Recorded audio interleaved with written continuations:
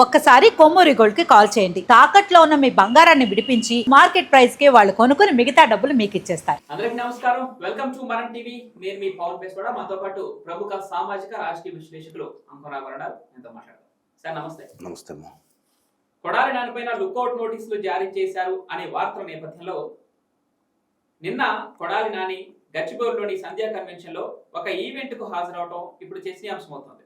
ఆయన ఎక్కడున్నారో తెలియదు, అజ్ఞాతంలో ఉన్నారు, విదేశాలకు పారిపోయే అవకాశం ఉందంటూ లుకౌట్ నోటీసులు జారీ చేయాలని కృష్ణా జిల్లా ఎస్పీ డిఐజీకి లేఖ రాశారు. అటు విమానాశ్రయాల దగ్గర నుంచి ఇటు ఓడరేవుల దాకా అన్నిటికీ ఆదేశాలు జారీ చేశారు. సడన్ గా కొడాలి నాని హైదరాబాద్ లో ప్రత్యక్షమయ్యారు. ఏంటి ఎలా ఉన్నారు? మీరు కూడా ఆ ఫంక్షన్ కి అటెండ్ అయినట్టు తెలుస్తుంది. మరి కొడాలి నాని గారు ఎలా ఉన్నారు?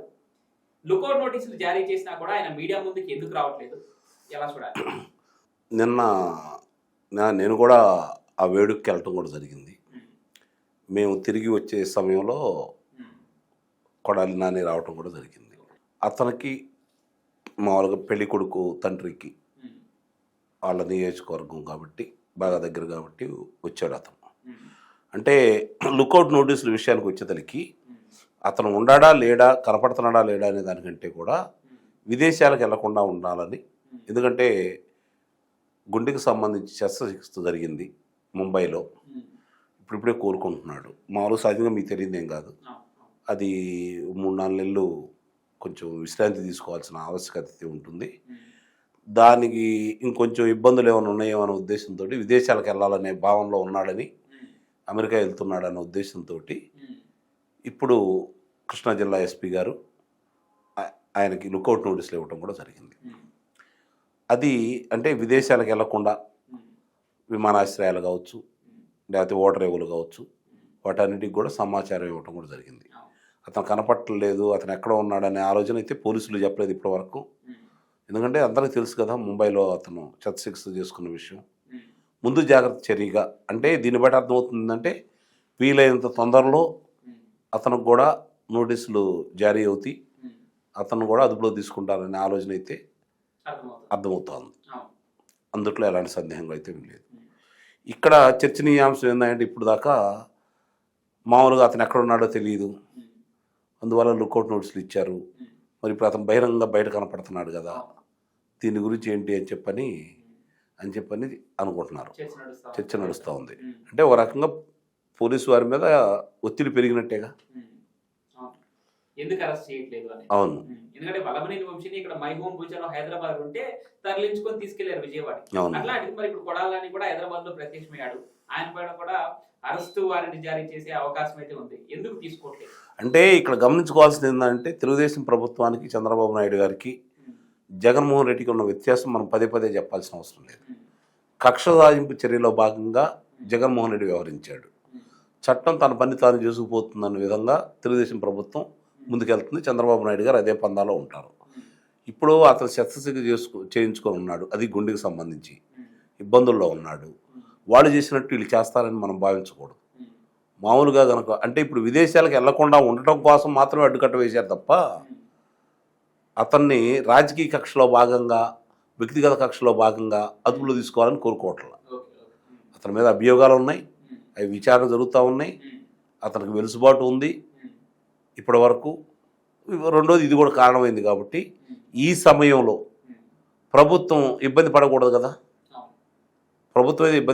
కదా, కాబట్టి ఇప్పుడు అతని గురించి కొన్ని రోజులు అది విశ్రాంతి సమయం ఉంటుంది కాబట్టి కొన్ని రోజులు అతని జోలికి వెళ్లకుండా ఉండటం మంచిదేమన్న అభిప్రాయంతో చంద్రబాబు నాయుడు గారు ఉన్నారు, ప్రభుత్వం ఉందని అయితే నేను భావిస్తున్నాను.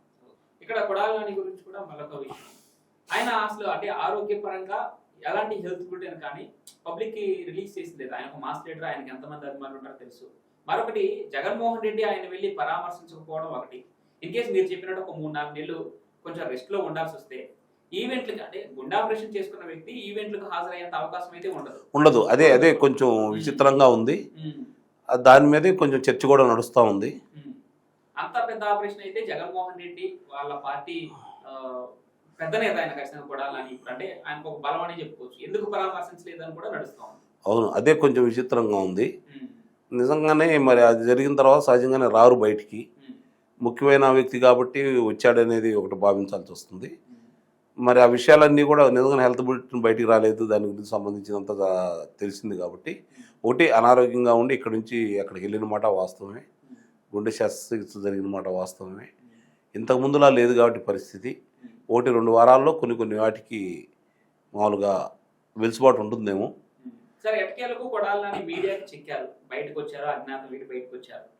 ఒకవేళ అరెస్ట్ చేయదలుచుకుంటే, నోటీసులు ఇవ్వదలుచుకుంటే ముందుగా ఏ కేసులో కొడాలి నానికి ఈ నోటీసులు వెళ్ళే అవకాశం ఉంది? అంటే ఆ మట్టి, ఆ కంకరకు సంబంధించి 200 కోట్ల రూపాయలు, ఎందుకంటే ఇళ్ల స్థలాలకు సంబంధించిన దాంట్లో వాళ్ళ అనుచరుల పేరు మీద మామూలుగా అంటే అక్కడేమీ మట్టి తోలకుండానే డబ్బులు తీసుకున్నారు అనేది అభియోగం ఒకటి.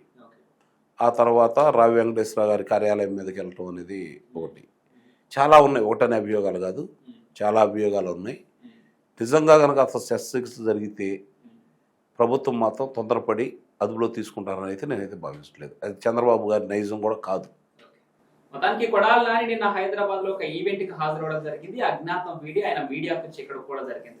అనారోగ్య సమస్యలతో ఆయన రెస్ట్ లో ఉన్నారనే ఊహాగానాల నేపథ్యంలో అనేక అరెస్ట్ వారెంట్లు జారీ అవుతున్న నేపథ్యంలో ప్రభుత్వం ఎందుకు చర్యలు తీసుకోవట్లేదు, అజ్ఞాతంలో ఉన్న వ్యక్తిని ఎందుకు వెతకట్లేదు అంటే లుకౌట్ నోటీసులు జారీ చేయాలి, విదేశాలకు పారిపోయే అవకాశం ఉంది అనే వార్తల నేపథ్యంలో లుకౌట్ నోటీసులు కూడా జారీ చేయమని చెప్పేసి కృష్ణా జిల్లా ఎస్పీ లేఖ రాసిన విషయం అందరికీ తెలిసిందే.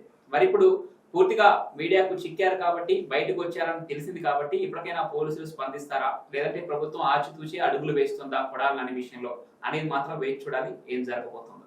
Thank you.